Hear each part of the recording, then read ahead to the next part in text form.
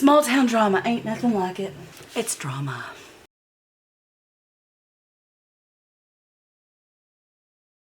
Good morning, happy Sunday, happy Mother's Day. This is a giveaway post.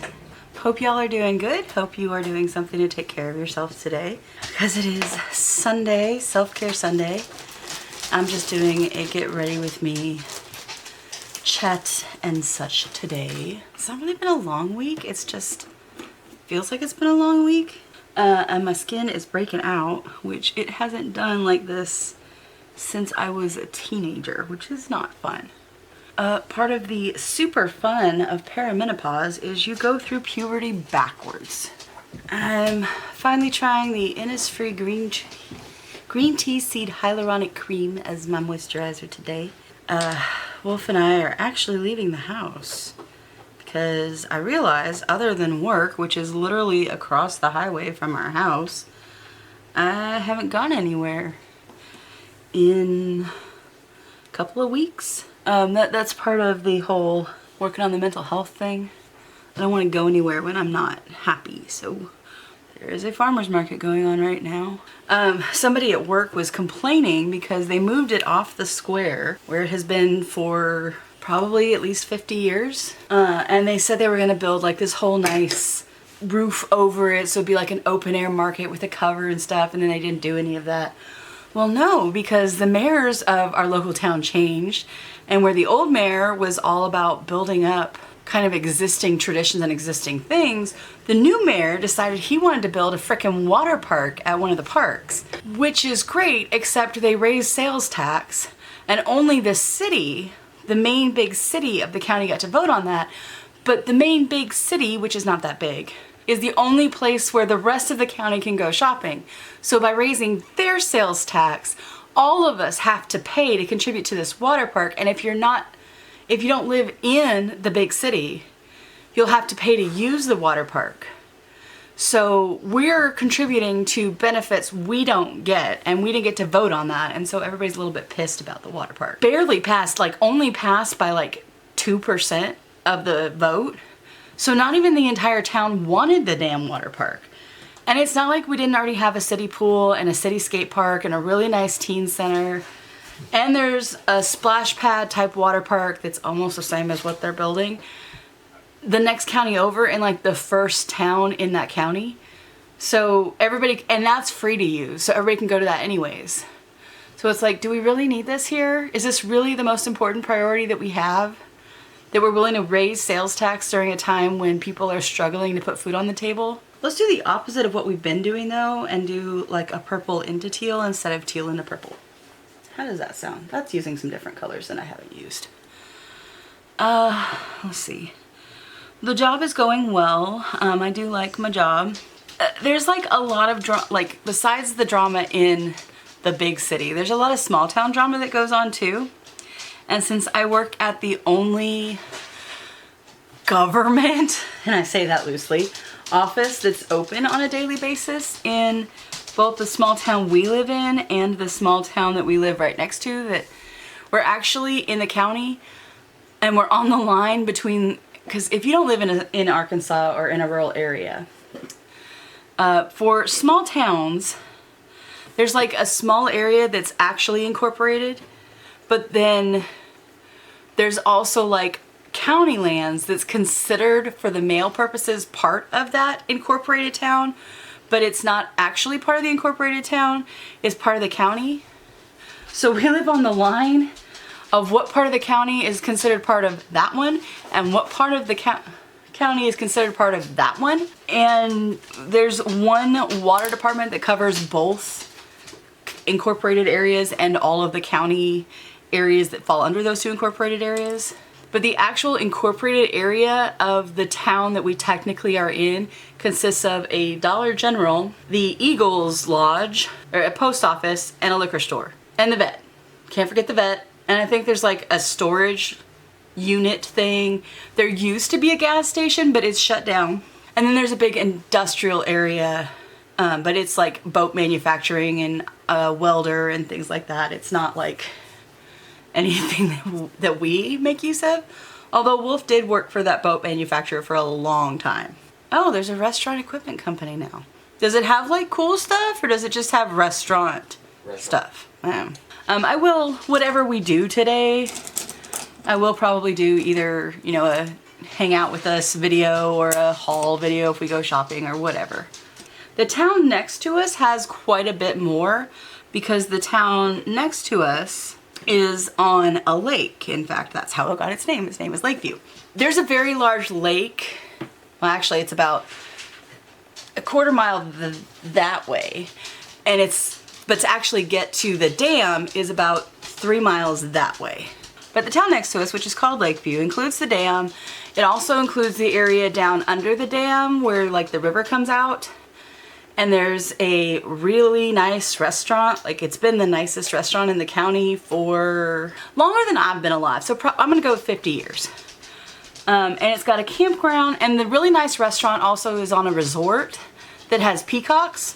The peacocks are cool. I do like peacocks, and I like going there, and you will occasionally find peacock feathers, and if you find any, you can pick them up. You cannot get at the peacocks. They're like in their own little fenced off area, so nobody's like pulling peacock feathers out. And the campground was my parents' favorite campground, even though it was, linearly, it was about 5 miles from their house. Driving to get there, it was more like 15. Oh, and at the top of the dam, there's a really nice visitor center. It's called Gaston's Visitor Center. And it overlooks the dam, and it tells the history of the area and shows how the dam was built and talks about like the Native American that lived here before white people came and kicked them off their land. And it just kind of goes through the history of the area, and it's a pretty cool visitor center. It is a state park. So anyways, apparently there has been all kinds of drama in the town next to us because this wild man bought property very cheaply, because you can buy some very, very cheap property in Arkansas. You can get like a couple of acres for $5,000. But here's the thing, if the property is cheap in Arkansas, there's a reason. And you're probably not so much buying usable land as you are buying the side of a hill. And by hill, we mean side of a mountain. And you get 2 acres of that, there's not a damn thing you can do with it, and it's wooded, and I promise you nobody has ever touched it. Usability be damned, he was gonna live on it. So he set up a tent and proceeded to try to build himself a shack. And this hill, in a nicer area of Lakeview, not necessarily nice. There are like nicer areas that are like across from, look, Arkansas is weird, y'all. You can have $1 million house and then the next property over have a single wide trailer that's probably older than your grandma. Welcome to Arkansas. That's just how we are. And the more rural you get, the more likely that is to be the case. Yeah, there are $1 million properties and multi-million dollar homes in the area. They are on the lake. And in the lake that way, there's quite a few houses built right on the lake. On the lake that way, the Corps of Engineers, who controls the lake, decided to keep the shoreline natural. So you can't build on the shoreline. There's like a strip all the way around the lake that is owned by the Arkansas Corps of Engineers, except one peninsula. And that one peninsula, that's it. That is the only land on the lake that can be developed. So the houses on that peninsula are, you know what? Someday either we will drive through there or we'll rent a boat and I will take you, because the view is better from the water. Holy crap, those houses, oh my God.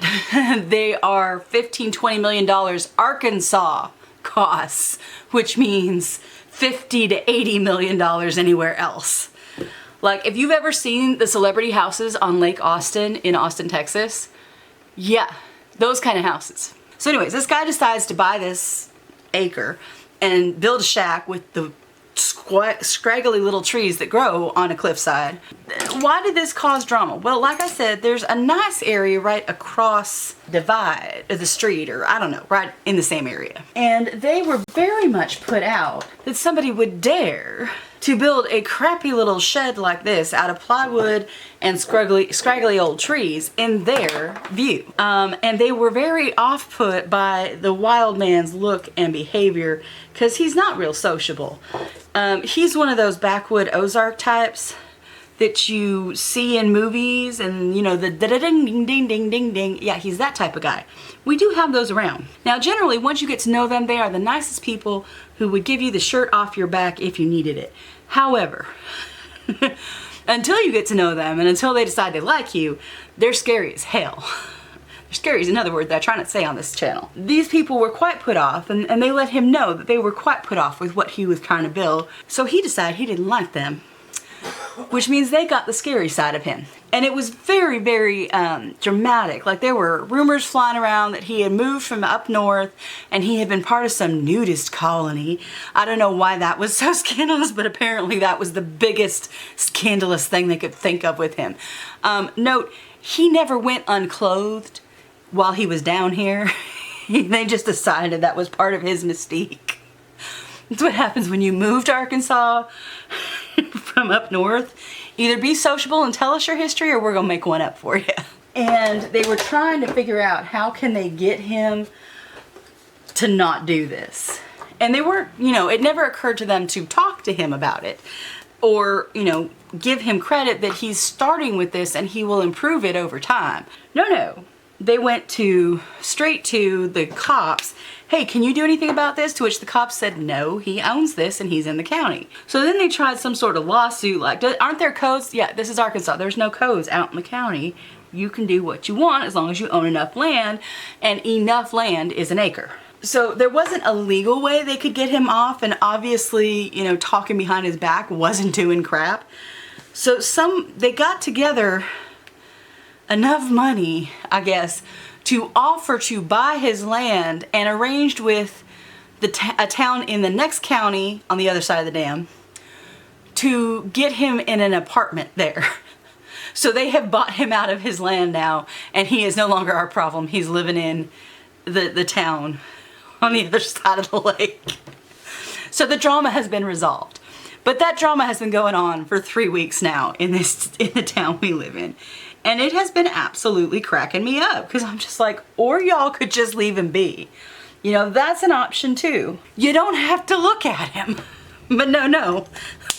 That was apparently beyond their abilities. Okay, whatever. This is what we're doing. And because I work in the only municipal or city office building that is open on a regular basis, I get to hear all of this drama. The office manager, I guess, she drives to the bank every day. And that's where we pick up any gossip that doesn't walk in our office on its own. But then there's also gossip that walks in our office on its own too. And there's been gossip going on for the past, I'd say 2 weeks, that this person who hadn't paid their bill a year and a half ago, who's renting, by the way, when you don't pay your water bill, they turn off your water. He hadn't paid it a year and a half ago. We turned off his water a year and a half ago. And he's now decided he wants water again. Peachy keen. All you gotta do is pay your past bill, pay a reconnect fee. Cool. He didn't want to do that. Well, we called his landlord and we're like, yeah, he doesn't have water. He ain't gonna have water because he's got to pay his past due. And this landlord's like, well, this property's got to have water. Like, this needs to be fixed. We're like, well, you can pay it. We don't much care who pays it, but somebody's paying this bill or we're not turning the water on. And the landlord's like, I've helped him all I'm gonna help him. And then we get a mysterious call from a lady, the big city school system. Hey, we'd like to pay his water bill. How much is it? We tell her how much it is. Well, we didn't know. We looked and we found out water's been going to his property for the past year and a half, which means he cut off our lock on our water meter. Yep. Then that caused drama. Now, keep in mind, we are a small town water municipality, like water thing. Our locks are basically zip ties to keep you from turning the water on.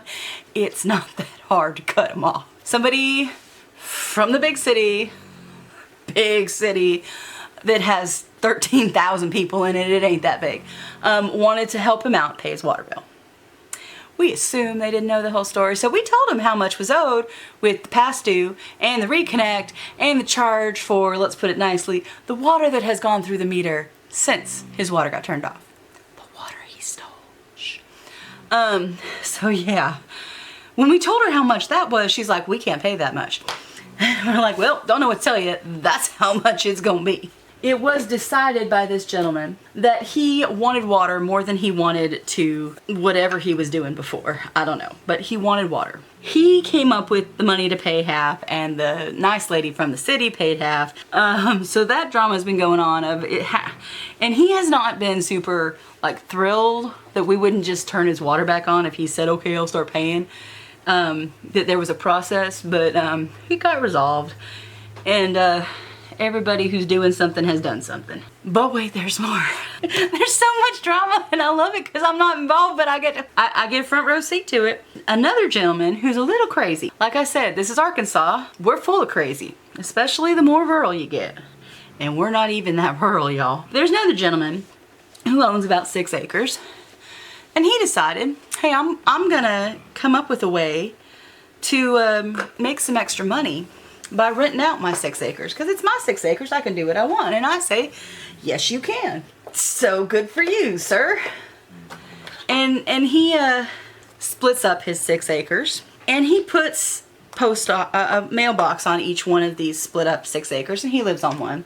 And he puts numbers on each of these mailboxes. At no point in any of this did he reach out to the city, the post office, or anybody else who actually assigns street numbers, because you don't just come up with your own, you know? If you own property and you split it in half and sell half, you have to apply, or whoever buys it has to like turn in paperwork to get an actual separate address.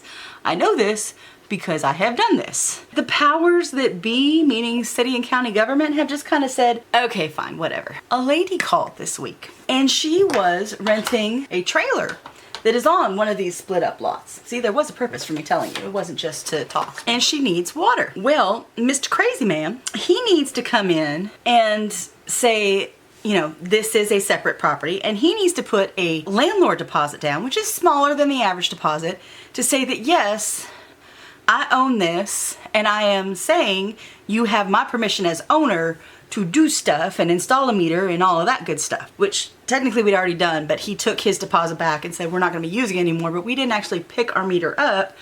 We just kind of left it there and said, okay, we'll turn off the water. And the water stayed off on this one. Well, landlord doesn't want to come pay money. And he says, I'm not renting the property.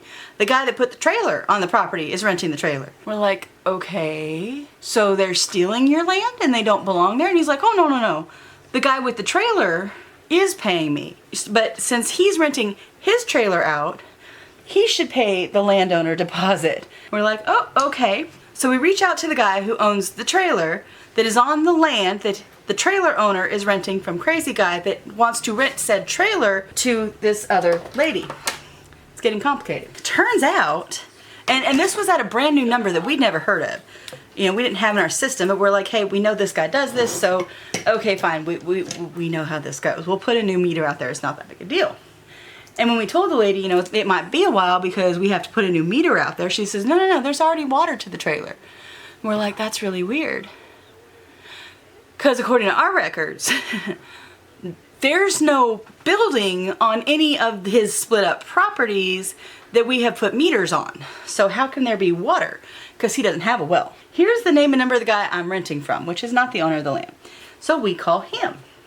Turns out he put a new number on this trailer because he stopped paying his water bill and his water got disconnected several years ago. And he moved away, and well, he was only here winters, and when he left one summer he didn't tell us that he was leaving, so we didn't turn his water off, and there was a leak while he was gone, so he had a really high water bill.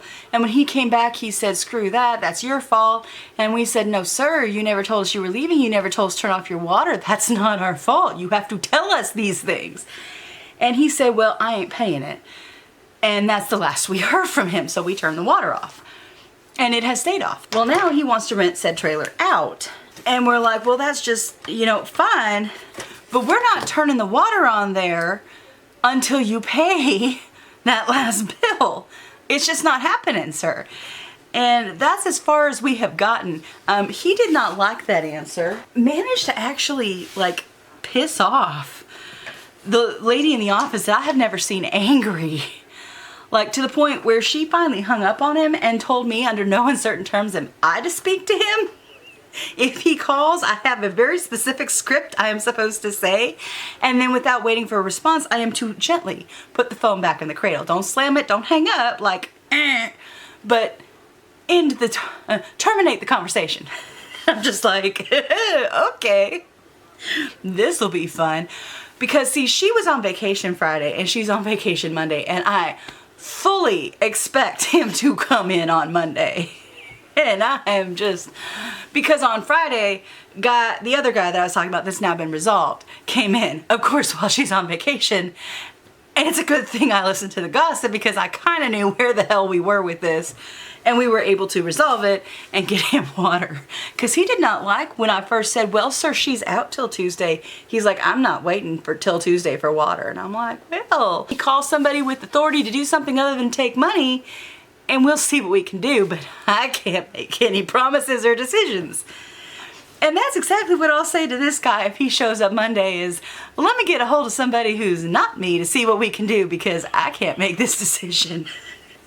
It's kind of nice not having any authority because I'm very capable of handling these situations and I'm very highly amused by them, but I hide my amusement till I'm home.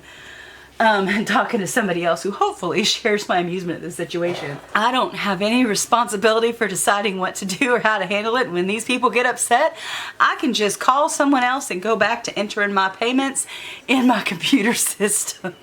And it's hoot, y'all. Living in a small town is a hoot.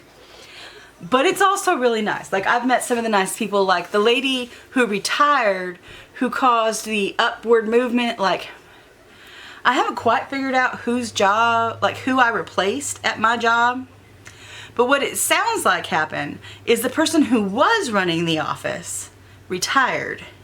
The person who was handling the turn-ons and turn-offs and the customer stuff moved up to the office manager. The person who was doing my job moved up to the handling customer turn-on, turn-offs, and they brought in somebody new. I think that's what happened, but I'm not entirely sure. I haven't asked either, to be fair. It's been an interesting 3 weeks, folks. But I've met some of the nice people. So the lady who retired came in and brought us cheese and crackers on Friday and a whole new load of gossip, but I couldn't listen to that. Or that was Thursday, sorry. I couldn't listen to her news and gossip because I needed to get stuff done. I was trying to get to Derek's doctor's appointment, but I didn't get stuff done in time and they brought him back early and it just didn't happen. I didn't make it, but I was trying. So I couldn't stay listening to all her gossip. I'm sure it was very interesting and thrilling. And then we had another customer bring in donuts on Thursday and they brought a maple one, so I couldn't. I've been doing so good staying away from treats, but maple donuts are my weakness. Thankfully, we don't live anywhere near a donut shop. The closest one is in the big town, and I don't go there very often, as we've already established. And my boss is really nice, and he also not really grew up, but spent the early part of his adult life in the same part of California I grew up in. So even though he's like 10, 15, I think 10 years older than me, maybe 15, we have a lot of shared experiences because a lot of the things that happened when I was a little girl or a teenager happened when he was a young adult. So like we were talking about the Northridge earthquake this week and things that we both experienced and remember, and that was kind of cool. And we have very similar mindsets. If you're not rural, you may never have heard of dowsing rods. And I would show you my dowsing rods, but I don't want to go find them right now, and I know they are put away somewhere. Dowsing rods are a way to find water, and it's a kind of, if you haven't seen it done, you don't believe it works. But basically you hold two metal rods, and pretty much any kind of metal can work, but brass or copper actually works best. But you hold two metal rods loosely in your hands and you walk, and they should be pointing, like they're bent in an L shape. You hold the short ends and the long ones should be pointed straight forward, and as you get closer to water, they're gonna cross, and when you're over water, they cross fully. That's dowsing rods. It sounds crazy, I realize this. If you don't believe it works, go find you some metal coat hangers. They have to be metal. Bend them into an L. Go where you know your water line is. walk about 10 feet away from it, hold them like I said, and walk towards your water line. It will work. There's actually scientific principles behind it. It's the magnetic pole is disrupted by water flowing, and that's going to move if there's very little pressure holding them still. It's an actual thing. I didn't believe it until I tried it, and I tried it long before I was into the magic and woohoo stuff. You can also use dowsing rods to contact spirits and talk to various entities and things like that, and my cat can use them to communicate. I know that sounds crazy, but I'll see if I can get Charlie to do it on camera sometime. But when I'm using my dowsing rods, sometimes I will ask questions, and then I was asking questions and they kept acting weird, and Charlie the cat, who at the time was not my buddy, was sitting on the floor right next to me staring at me as I'm doing this, and finally holding them I said, "Charlie, are you controlling the rods?" And they crossed and they said yes, and I'm like, "You little shit, you figured out how to do this." So they only answer yes or no questions, but basically Charlie wanted a treat and would not let go of the rods and let me try to talk to anything else until I gave her a treat, and once I did, she ran off, and that was very obviously what she wanted. And she will do this almost every time I pull them out. She will come and sit next to me and wait and not let me use them until I reward her. It's kind of hilarious. And again, it's one of those, you can believe me or not believe me, I really don't care. The point is, I believe it, the cat believes it, or the cat has figured out that if I pull out the little copper rods and hold them and she sits next to me and stares, she gets a treat. She may be that smart and I may be imagining all this, and that's totally fine. It amuses me nonetheless. So, yeah. All of this to say, I'm sitting there entering my daily payments, and I hear the office manager, or the head of the office, because the office manager is not the person in charge.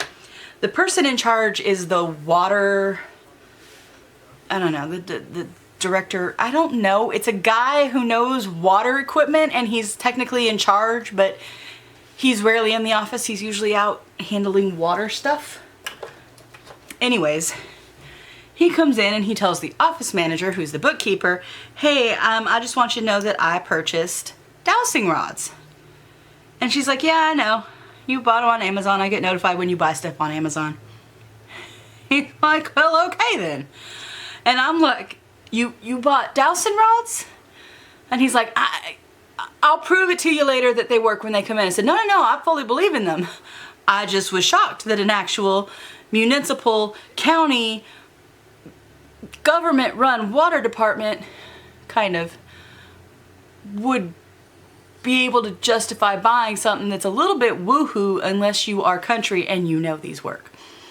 But apparently we can. But then again, we are governed by a board of directors that is volunteered and occasionally voluntold from local community people. It's pretty much whoever volunteers this year. About a month before I was hired, they had to put out a call saying, "Hey, we're short of board members. Somebody needs to come volunteer because we have to have X number of board members." So that they literally put that on the back of our water bill, saying somebody needs to come volunteer to be on our board of directors because we're in trouble. We're not in trouble, but we'll get in trouble if we don't have enough. So since we are governed by that, and the people on that tend to be, or have to be, from this little rural backwoods area of Arkansas, they all believe dowsing rods work because they've all used them or tried them. And yeah. And since the actual government that does some of our funding, but not really, there's some oversight, but since we're funded by people's water bills, there's not a lot of oversight, unless there's any accusation of wrongdoing, which there isn't because there isn't any going on. They don't look at specific purchases. They look at category purchases, and this just goes under supplies. So, and I don't know that the state of Arkansas would have a problem with the water department buying dowsing rods because there are enough people in our government who understand that dowsing rods do work. It's just,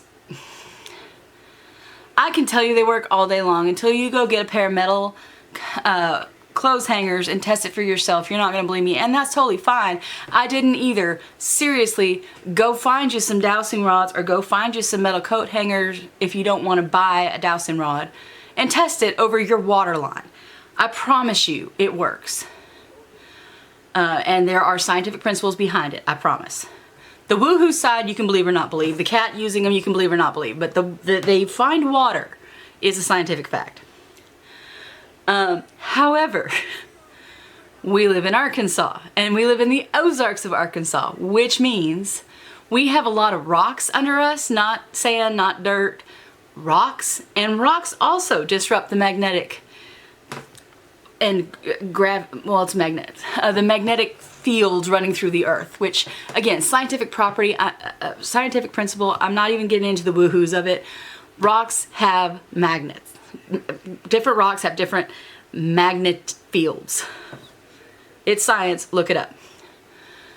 There's a lot more science to it than that. But since we're on top of so many different rocks, and since also the Ozarks is full of caves, and those caves are full of rivers, sometimes if you don't use copper, actual copper dowsing rods, which are the most sensitive ones because copper is highly reactive to magnets, which is why we use them in batteries and engines and stuff, because it is highly, again, science, not woohoo. If you're not using copper dowsing rods, you may or may not find that your non-copper rods are reacting to either the different magnetic pulls of the rocks underneath us, or the cave you don't know is down there that's full of water. So he had to order copper ones because his steel ones weren't working. Welcome to small town drama, folks. Maybe, I don't know, maybe this will be our new self-care Sunday, is what is going on in small town drama. But anyways, thank you for listening to me ramble. I will try to edit this into something understandable. I don't know. I might have to cut out one of the stories. We'll see. Bye, guys. Oh, I said it was a giveaway video. I did. And if you sat here and listened to all of this, you deserve something for it. So this is what I'm putting the May giveaway in so far, and we have a lip gloss, a headband, not like the one I'm wearing now, the iconic metallic glimmer palette from Lorella, a couple of other lipsticks from Lorella, and a couple of lip masks. That's all so far in the May giveaway. We are about to add something else, and so far it's a pretty Lorella heavy giveaway, because I feel like I have put a lot of Lorella stuff in there lately. Would you like something not Lorella? We are adding to the giveaway this little bismuth dragon.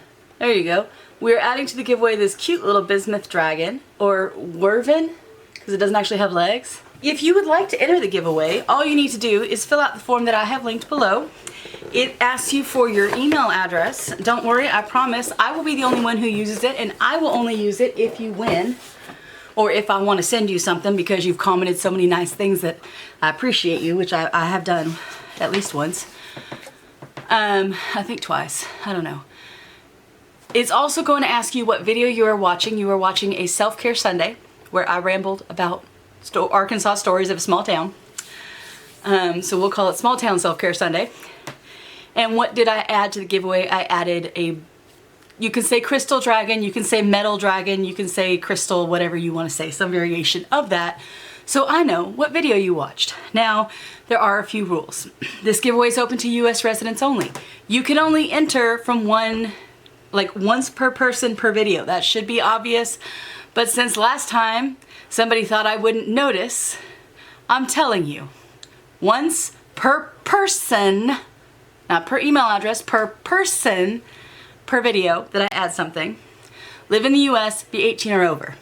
If you don't live in the US, I can't help you. If you want to enter more than one time, I will ban you. If you are under 18, have your parent come watch, see that I'm not a crazy person, have them enter, and when they get their box, when they win, steal what you want from it. That's between you and them. And I do check to see that you are following me, and if you have videos posted and you're obviously over 18, then cool. If I don't, I will check, okay? Please don't make me add any more rules, because see, my D&D group used to have, I used to play in an online D&D group, and we had one rule that we always added, and I'm going to add it now. If I have to make a new rule to my giveaway because of you are banned from ever entering again. And while I don't have a very long memory, I do keep a list. So I did have to add a new rule this month because of someone. So they are now banned. And anyone that wants to pretend they're their sister but is really the same person is also banned. Don't message me again. So y'all, play fair. I don't get paid to do these giveaways. I don't get paid, like, if you want to support the channel, I am a Lorella affiliate. My link is below and you can use code Night and Bell to save 10%. But I don't get paid for these. I don't get a lot of extra money. This comes out of my and Wolf's budget, and I enjoy doing them, and he enjoys me doing them, and like he's cool with me doing them. And I want to keep doing them. I don't like people trying to scam me. I get very mad, and I'm trying to reduce my stress because stress triggers my RA. So if these become something that is an extra stress in my life, I will quit doing them. I don't want to. And when I get big enough where I can be members only, you know, we might have a different conversation. And I'm looking into different ways to make sure that it is fair and ways to do this where people are less likely to get scammed. But I'm also trying to keep it easy. And a Google form that I can recreate each month is easy. So just follow the intention of the rules and as well as the rules, please. Don't be a wiki lawyer or a legal... Be a good person, please. That's all I ask. Play fair. Like, seriously, last time there were 34 entries. Do you know the odds of winning a giveaway that has 34 entries? I'll make it real easy for you. It's 1 in 34. Do you know how many people are entering the giveaways on large YouTube channels? Thousands.